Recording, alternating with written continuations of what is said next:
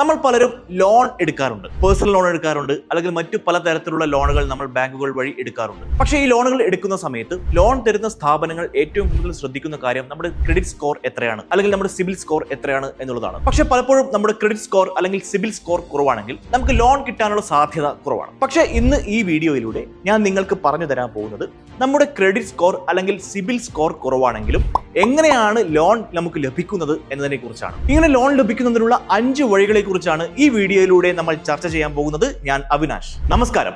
Boss വാല മലയാളത്തിന്റെ ഏറ്റവും പുതിയ വീഡിയോയിലേക്ക് ഏവർക്കും സ്വാഗതം. നമുക്കറിയാം, സാമ്പത്തികമായി നമുക്കൊരു എമർജൻസി വരുന്ന സമയത്ത് നമ്മൾ ഏറ്റവും കൂടുതൽ ആശ്രയിക്കുന്നത് ലോണുകളെയാണ്. നമ്മൾ ഒന്നുകിൽ സുഹൃത്തുക്കളോട് കടം വാങ്ങും, അല്ലെങ്കിൽ ബന്ധുക്കളോട് കടം വാങ്ങും. ഇത് രണ്ടും കിട്ടാത്ത ഒരു സാഹചര്യത്തിൽ നമ്മൾ അപ്രോച്ച് ചെയ്യുന്നത് ബാങ്കുകളെയാണ്, അല്ലെങ്കിൽ ബാങ്ക് ഇതര സാമ്പത്തിക സ്ഥാപനങ്ങളെയാണ്. ഞാൻ ആദ്യം പറഞ്ഞതുപോലെ പലപ്പോഴും ക്രെഡിറ്റ് സ്കോർ കാരണം നമുക്ക് ലോൺ ലഭിക്കാതെ പോകുന്നു. ഇങ്ങനെ വരുന്ന സമയത്ത് നാം ആദ്യം ചെയ്യേണ്ടത് ഓൺലൈൻ വഴി വായ്പ തരുന്ന ഏതെങ്കിലും സ്ഥാപനങ്ങളെ സമീപിക്കുക. ഇത്തരം സ്ഥാപനങ്ങൾ മോശം ക്രെഡിറ്റ് സ്കോർ ഫോക്കസ് ചെയ്തുകൊണ്ടുള്ളതാണ് എന്ന് നിങ്ങൾ ഉറപ്പുവരുത്തണം. ഒരുപാട് സ്ഥാപനങ്ങൾ ഇത്തരത്തിൽ നിലവിലുണ്ട്. അതായത് ക്രെഡിറ്റ് സ്കോറിനെ അല്ലെങ്കിൽ സിബിൽ സ്കോറിനെ മാത്രം ഡിപ്പെൻഡ് ചെയ്യാതെ നമ്മുടെ സാലറിയെ ഫോക്കസ് ചെയ്തുകൊണ്ട്, അല്ലെങ്കിൽ നമ്മുടെ ഇൻകത്തെ മാത്രം ഫോക്കസ് ചെയ്തുകൊണ്ട് നമുക്ക് ലോൺ തരുന്ന ഓൺലൈൻ സ്ഥാപനങ്ങൾ ഇന്ന് നിലവിലുണ്ട്. കൃത്യമായിട്ട് തന്നെ പ്രോപ്പറായിട്ട് തിരിച്ചടക്കുക എന്നതാണ് ഇവർ നോക്കുന്ന ഏക കാര്യം. സോ ഇത്തരത്തിലുള്ള ഓൺലൈൻ സ്ഥാപനങ്ങൾ നിങ്ങൾക്ക് ലോൺ നൽകുന്നു. ക്രെഡിറ്റ് സ്കോർ ചെറുതാണെങ്കിലും, അല്ലെങ്കിൽ ക്രെഡിറ്റ് സ്കോർ നിങ്ങൾക്ക് തീരെ കുറവാണെങ്കിൽ പോലും നിങ്ങൾക്ക് ഇത്തരത്തിലുള്ള ഓൺലൈൻ സ്ഥാപനങ്ങളിൽ നിന്നും ലോൺ ലഭിക്കും. ഉദാഹരണം പറയുകയാണെങ്കിൽ, എൻ്റെ ഒരു സുഹൃത്തിന്റെ ക്രെഡിറ്റ് സ്കോർ എന്ന് പറയുന്നത് 550 മാത്രമാണ്. നമുക്കറിയാം, 700-ന് മുകളിലാണെങ്കിൽ മാത്രമേ നമുക്ക് നല്ലൊരു ക്രെഡിറ്റ് സ്കോർ എന്ന് പറയാൻ പറ്റൂ. ഈ 550 ക്രെഡിറ്റ് സ്കോർ ഉള്ള ഈ ഒരു സുഹൃത്ത് 50,000 രൂപ ലോൺ സെക്യൂർ ചെയ്തു. ആ സുഹൃത്ത് ആകെ ചെയ്ത ഒരു കാര്യം എന്താണെന്ന് വെച്ചാൽ, തനിക്ക് സ്റ്റേബിൾ ആയിട്ടുള്ള ഒരു ഇൻകം അല്ലെങ്കിൽ വരുമാനം ഉണ്ട് എന്ന് ഉറപ്പുവരുത്തുന്ന രേഖകൾ, മറ്റ് ആവശ്യമായ രേഖകൾ എല്ലാം ഈ ഒരു സ്ഥാപനത്തിൽ അല്ലെങ്കിൽ ഈ ഒരു ഓൺലൈൻ പ്ലാറ്റ്ഫോമിൽ സബ്മിറ്റ് ചെയ്തു. അങ്ങനെ ചെയ്തതുകൊണ്ട് ആ സുഹൃത്തിന് ലോൺ ലഭിക്കുകയും ആ സുഹൃത്ത് ഇത് കൃത്യമായിട്ട് തിരിച്ചടക്കുകയും ചെയ്തിരിക്കുന്നു. രണ്ടാമത്തെ ഒരു പോയിന്റ് എന്ന് പറയുന്നത്, ഒരു സെക്യൂർ ആയിട്ടുള്ള ലോൺ നിങ്ങൾ ഓപ്റ്റ് ചെയ്യുക എന്നതാണ്. നമ്മൾ സാധാരണയായി ബാങ്കുകളിൽ നിന്നും ലോൺ ലഭിക്കുന്നത് എങ്ങനെയാണെന്ന് ഞാൻ ആദ്യം പറഞ്ഞതുപോലെ, നമ്മൾ ഡോക്യുമെന്റ് സബ്മിറ്റ് ചെയ്യുന്നു, അതുമായി ബന്ധപ്പെട്ട കാര്യങ്ങളെല്ലാം സബ്മിറ്റ് ചെയ്യുന്നു, നമുക്ക് ലോൺ അപ്രൂവ് ആകുന്നു അല്ലെങ്കിൽ റിജക്ട് ആവുന്നു. അതല്ലാത്ത ഒരു ഓപ്ഷൻ എന്ന് പറയുന്നത്, നമ്മൾ ചെയ്യാറുള്ള കാര്യമാണ് പണയം വെക്കുക. അല്ലെങ്കിൽ നമുക്ക് ഗോൾഡ് പോലെയുള്ള കാര്യങ്ങൾ ഉണ്ടെങ്കിൽ, അല്ലെങ്കിൽ നമുക്ക് പണയം വെക്കാൻ പറ്റുന്ന മറ്റ് വസ്തുക്കൾ ഉണ്ടെങ്കിൽ അതൊരു സെക്യൂരിറ്റി ആയി ബാങ്കിൽ വെച്ചുകൊണ്ട് ഒരു ലോൺ കരസ്ഥമാക്കുക. അതുപോലെ തന്നെ കൃത്യമായിട്ട് അത് തിരിച്ചടക്കാനും ശ്രദ്ധിക്കേണ്ടതായിട്ടുണ്ട്. അല്ലെങ്കിൽ നമുക്കറിയാം, നമ്മൾ കൃത്യമായിട്ട് ഈ ഒരു എമൗണ്ട് തിരിച്ചടക്കുന്നില്ലെങ്കിൽ നമ്മൾ പണയം വെച്ച വസ്തു എന്താണോ, അത് സ്വർണമോ വാഹനമോ നമ്മുടെ വീടോ എന്തോ ആവട്ടെ, അത് നമുക്ക് നഷ്ടപ്പെടാനുള്ള സാധ്യത കൂടുതലാണ്.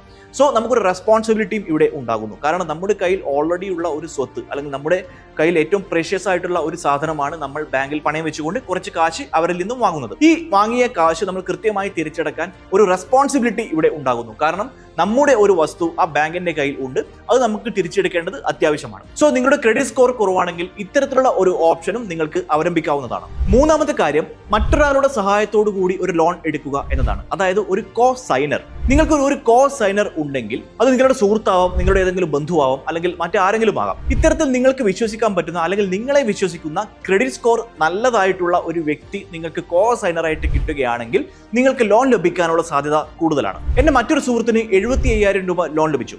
കാരണം അദ്ദേഹത്തിന്റെ കോ സൈനറിന്റെ ക്രെഡിറ്റ് സ്കോർ വളരെ മികച്ചതായിരുന്നു. അതുകൊണ്ട് തന്നെ ബാങ്ക് അവരെ വിശ്വസിച്ചുകൊണ്ട് ആ എമൗണ്ട് ലോണായി നൽകുകയും ചെയ്തു. മറ്റൊരു മികച്ച ഓപ്ഷൻ എന്ന് പറയുന്നത് peer to peer lending platforms ആണ്. ഇത് എന്താണെന്ന് വെച്ചാൽ, ഇത്തരത്തിലുള്ള പ്ലാറ്റ്ഫോമുകൾ നിങ്ങൾക്ക് ലോൺ ആവശ്യമുണ്ടെങ്കിൽ നിങ്ങളെ ലോൺ നൽകാൻ റെഡിയായിട്ടുള്ള വ്യക്തികളുമായിട്ട് കണക്ട് ചെയ്യുന്നു. ഉദാഹരണത്തിന്, എനിക്ക് 3 ലക്ഷം രൂപ എൻ്റെ ബിസിനസ്സിനായിട്ട് ആവശ്യമുണ്ട്. അപ്പോൾ എൻ്റെ ക്രെഡിറ്റ് സ്കോർ വളരെ കുറവാണ്. 3 ലക്ഷം നേടാനുള്ള ഒരു സാധ്യത തൽക്കാലം എനിക്കില്ല. അപ്പോൾ ഞാനൊരു പിയർ ടു പിയർ ലെൻഡിംഗ് പ്ലാറ്റ്ഫോമിലേക്ക് പോകുന്ന സമയത്ത് 3 ലക്ഷം നൽകാൻ തയ്യാറായിരിക്കുന്ന ലെൻഡേഴ്സ്, കൊടുക്കാൻ തയ്യാറായിരിക്കുന്ന വ്യക്തികൾ അവിടെ ഉണ്ട്. ആ വ്യക്തികളെ നമ്മളുമായിട്ട്, അല്ലെങ്കിൽ ഞാനുമായിട്ട് കണക്ട് ചെയ്യുന്നു ഈ ഒരു പ്ലാറ്റ്ഫോം. അങ്ങനെ ചെയ്തു കഴിയുന്ന സമയത്ത് നമ്മുടെ സോഴ്സ് ഓഫ് ഇൻകം, അതുപോലെ തന്നെ നമ്മുടെ സാലറി സ്ലിപ്പ്, അത്തരത്തിലുള്ള കാര്യങ്ങളെല്ലാം പരിശോധിച്ചുകൊണ്ട്, ബാക്കിയുള്ള രേഖകളെല്ലാം പരിശോധിച്ചുകൊണ്ട് നമുക്ക് ലോൺ ലഭിക്കുന്ന ഒരു സാഹചര്യവും ഇന്ന് നിലവിലുണ്ട്. ഈ ഒരു ഓപ്ഷനും നിങ്ങൾക്ക് എക്സ്പ്ലോർ ചെയ്യാൻ സാധിക്കുന്നതാണ്.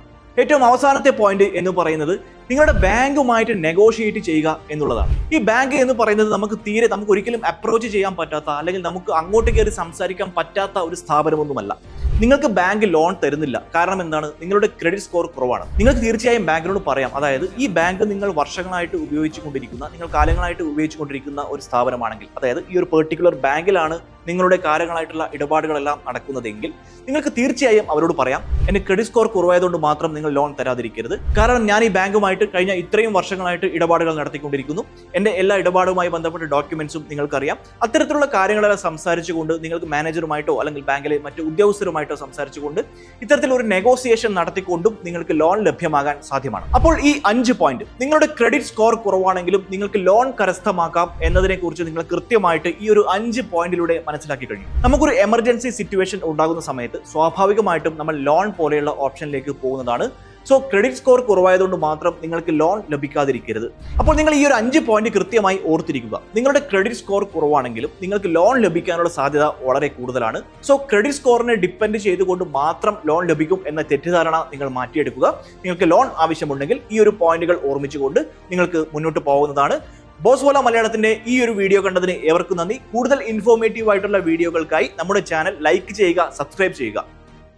Bosswala. Be the boss.